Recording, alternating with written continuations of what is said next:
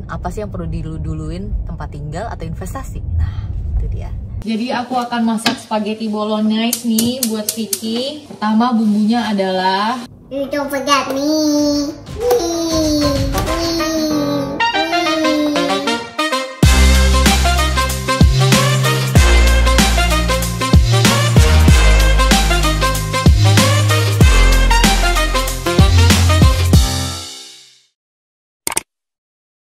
Hai, jadi aku lagi ada di salah satu mall di dekat rumah. Nah, di sini sebenarnya mallnya nggak buka, tapi Bridge-nya kenapa? Ngantuk ya, ngantuk. Tapi Vicky order something online, terus jadinya kita bisa jemput, kayak cuman pick and collect. Click and collect gitu, jadi abis pesan online bisa langsung collect di mallnya. Kita udah punya, ini dia. Dapat apa, Beb? Udah tutup lagi. Udah tutup. Apanya udah tutup? Big W. Ya, jadi aku padahal udah bilang dia. Ya sayang. Ya? What toy do you have? Mercat. Mercat? I want Mercat and DJ Kenneth and Kiki and Carlita. Okay. But you have to be a good girl first. If you work hard, then you can get the DJ catnip. Beb, jadi tadi aku lagi ngomongin buying power nih, Beb, yang tadi kamu lagi bahas sama aku. Maksudnya gimana sih, Beb? Kenapa kita harus berinvestasi? Selain memang kita misalnya udah punya properti pertama gitu misalnya, tapi kenapa kita masih harus berinvestasi? Oh, karena very simple ya, investasi itu penting banget karena kan pada suatu hari nanti kita pasti kan bakal namanya retire atau enggak bakalan pindah kerja atau mungkin another COVID may happens gitu, yang dimana kerjaan konvensional tuh udah nggak ada. Jadi investasi itu atau second income itu penting banget. Kalau artis kan ibaratnya nih, kita kerja dapatnya banyak, bisa-bisa aja langsung beli rumah segala macam gitu kan. Tapi kalau untuk orang yang baru merintis dan sama-sama kerja kantoran, nah itu kan berarti kan perlu dipikirin banget dong investasi. Kalau teman-teman kamu gimana? Rata-rata investnya kemana aja? Oh, macam-macam sih, tergantung orangnya dia pengennya apa. Kan investasi itu dimulai dari goalnya apa. Kayak goalnya misalnya pengen buat retirement, atau goalnya pengen gue pengen investasi sekarang so that within 5 years gue bisa beli rumah yang bagus gitu. Nah, itu kan everyone is different goal. Different goal has a different strategy. Jadi kalau misalnya yang paling gampang investasi yang paling gampang adalah investasi saham gitu. Misalnya kamu bisa beli sahamnya BCA, beli sahamnya Bank Mandiri atau any company yang you feel that is going to grow gitu. Itu bisa juga. Atau kalau misalnya you want to go for a long term, buy properties gitu. Kenapa property? Karena property itu ada yang namanya leverage. Karena property itu kan nggak bisa dijual beli cepet kan. Jadi karena itu namanya illiquid asset. Jadi sama bank itu dinilai kalau property itu adalah low risk. Jadi misalnya kamu punya properti harga 1 miliar, you can borrow up to 80% of the total property, which is 80% jadi 800 juta. Jadi kamu beli properti kedua 800 juta, and if everything goes well, it's paying rents, it's paying like the mortgage is going well, and you can take another 80% out of that second property to get the third property. Kalau kita baru mau mulai invest buat second property nih guys, jadinya kita lagi bingung sebenarnya kita pengen ngambil yang mana. Karena sebenarnya kalau misalnya di sini 2 orang yang kerja itu malah lebih mempermudah untuk buying powernya, karena dapat mortgage-nya dari 2 orang yang bekerja gitu. Tapi kalau misalnya 1 orang yang bekerja, mereka lebih less dapat pinjaman dari bank karena hanya 1 orang yang kerja, ya kan? Jadi dia harus menanggung keluarganya, kayak istri, anak itu semua dihitung sama bank. Jadinya pinjamannya lebih berkurang lagi.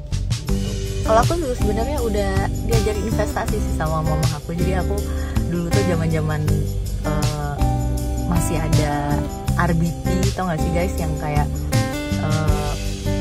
yang kalau misalnya di telepon ada lagu kita gitu. Dulu zaman-zaman masih ada RBT, itu kan sekali dapat uangnya MM-an tuh. Nah itu aku udah beli rumah di Tebet dari tahun 2005.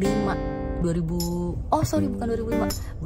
lagi boomingnya, duitnya dapatnya 2008. Nah 2009 itu my first property waktu itu, yang sampai sekarang masih mendatangkan rental karena rumahnya itu, tanahnya itu disewakan ke bisnis, kayak misalnya bisnis mobil, bisnis bengkel, atau bisnis, kalau aku disewain buat bisnis pet shop. Itu orang yang punya pet shopnya. Tapi tanah itu jadi akhirnya menghasilkan uang yang akhirnya ya berimpact kepada investasi yang aku punya sekarang gitu. Di Australia tuh beda ya, di Sydney tanah buat jadi bisnis sama tanah buat jadi rumah beda ya. Ya sih? Sama. Enggak, maksudnya beda harganya. Kayak di sini ya beli rumah tanah buat residential nggak bisa tiba-tiba buat jadi tempat bisnis kan. Oh. Ada wilayah-wilayahnya yang udah di tag-in sama. Sebenarnya mau di negara apapun itu sama guys, cuman bedanya dilakukan atau tidak oleh pemerintahnya. Oh Gitu. Jadi semua kota itu kan ada namanya tata kota kan, ada zona A, B, C gitu. Misalnya A itu bisa buat residential only, B itu bisa buat commercial, C itu bisa mix. Itu kan setiap udah diwarnain gitu. Tapi kalau di Sydney itu very strict gitu, jadi nggak ada tawar menawar. Kalau udah A ya A, dan dia nggak bisa ganti setiap tahun, itu di review mungkin setiap 5 tahun atau 10 tahun gitu. Kalau di Jakarta mungkin beda kali ya, mungkin itu mungkin bisa, you know, like it's not too strict. Jadi orang bisa yang tadinya itu kawasan perumahan bisa jadi Alfamart atau bisa jadi ruko gitu. Seperti yang rumah aku itu bisa dijadiin ruko atau bahkan jadiin bengkel dan pet shop. Tapi ya gitu, suatu saat aku pengen diriin rumah itu supaya bisa jadi residential. Jadi fleksibel juga sih kalau rumah di pinggir jalan. Kalau rumah di pinggir jalan di Australia, di Sydney, itu harganya justru malah biasa aja, nggak terlalu gede, nggak terlalu tinggi, karena nggak bisa dibayinin bisnisnya, karena lokasi bisnis sama lokasi residential itu berbeda gitu kan.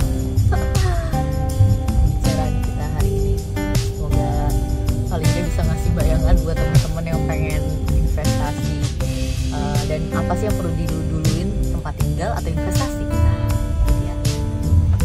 Oke, nanti kita udah tidur lagi Bridget. Padahal sekarang udah waktunya makan. Oke guys, kita nyampe rumah dulu, nanti kita lanjut lagi. Introduce. No, to the camera. There's Mark and there's Candy is already, and there's Gabby already. Yeah. And there's Maksudnya Gabby and Andy, You already have that already. yeah. The previous package, the big house. Is Carlita small or big? Big. Oh, Carlita big, babe. So maybe inside the surprise box, there's something character that has to be small size. Okay, so what is it? Is it Mercat, or is it Baby Box, or is it Kitty Fairy, or is it Cakey, or is it Cat Rat? What's behind this? Honey, Yeah, can you take it out all of things? You can do it by yourself. by yourself. Because you're a toy reviewer now. Open it up. Oh, yeah. Okay. Oopsie. Oh, What's behind this? What? Is Candy there?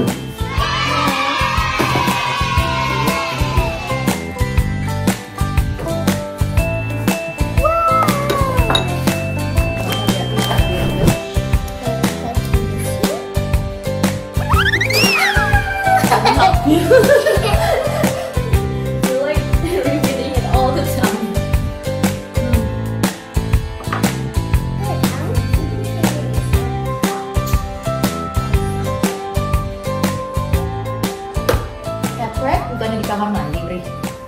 No. Oh, it's in dapur kan? Kitchen. No. No, this is in the kitchen.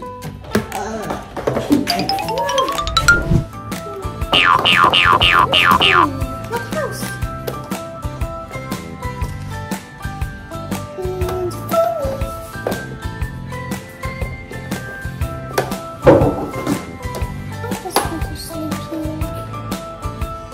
Hi guys, today Halo, sekarang aku akan masak makan malam spaghetti bolognese. Ikutin ya. Hai. Jadi aku akan masak spaghetti bolognese nih buat Vicky. Pertama bumbunya adalah bawang yang kuning, yang emas tuh. Terus bawang putih. Aku suka kebalik-balik deh, onion, bawang putih sama bawang inggol ini deh. Garlic, astaga, ya Allah. Terus tinggal di sini lama, tidak membuat apa-apa ini. Garlic sama onion aja gak bisa bedain. Terus kita masukin daging giling nih guys, minced beef.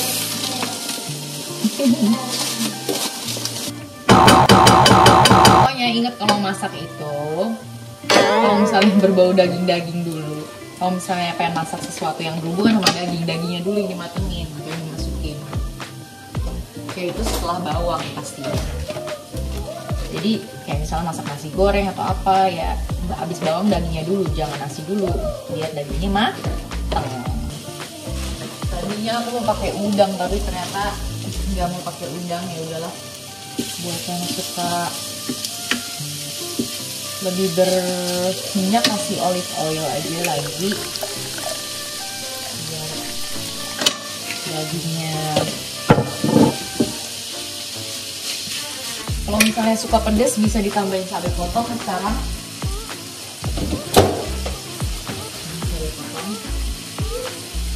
Ini makanan yang gampang guys, jadinya buat yang pengen masak spaghetti gak usah ikutin resep ini juga nggak apa-apa, karena ini adalah makanan yang gampang. Mie instannya orang Eropa ini. Nah yang jelas kita masak si dagingnya ini sampai wangi dulu.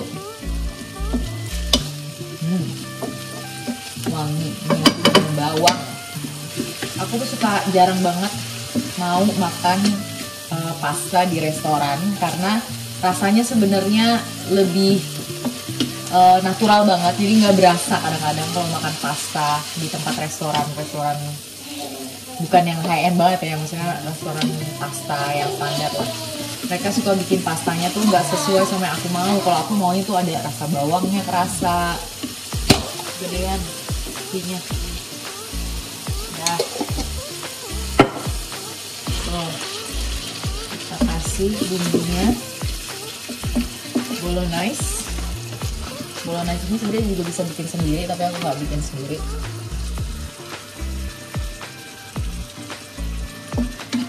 Ini yang instan aja, tapi yang rasanya tuh nggak terlalu dikontaminasiin sama apapun. Jadi cuman ada Italian tomato sama onion dan wortel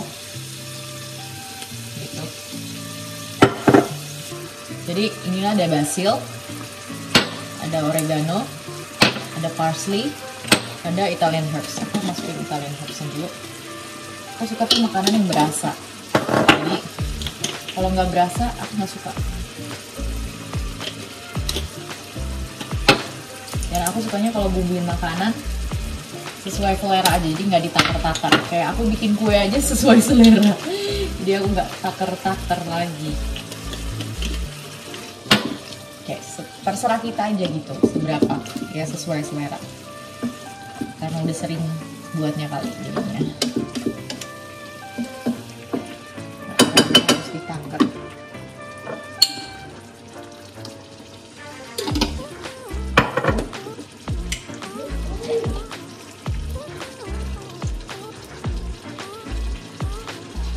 Kayaknya kurang tomatnya, makanya aku tambahin lagi. Biji udah bersihin aja, padahal mama belum tambahin merica. Kalau saya dicobain yang pertama biasanya agak tomat banget rasanya, jadi aku biasanya tambahin garam lagi.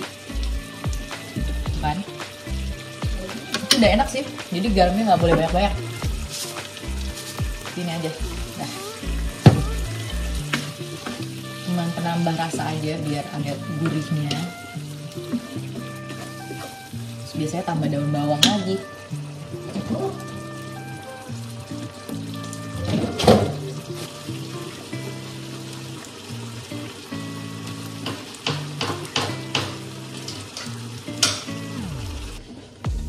Oke, kayaknya spaghettinya udah mau matang atau udah matang banget. Jadi kita bisa tirisin aja langsung. Nah, masukin sini. Ini banget nih. Biji biasanya udah mulai suka pedes nih, jadi dia mungkin kalau dia mau dia bisa makan. Tapi kalau misalnya dia udah kenyang ya nggak usah. Oke, mari kita sajikan di piring.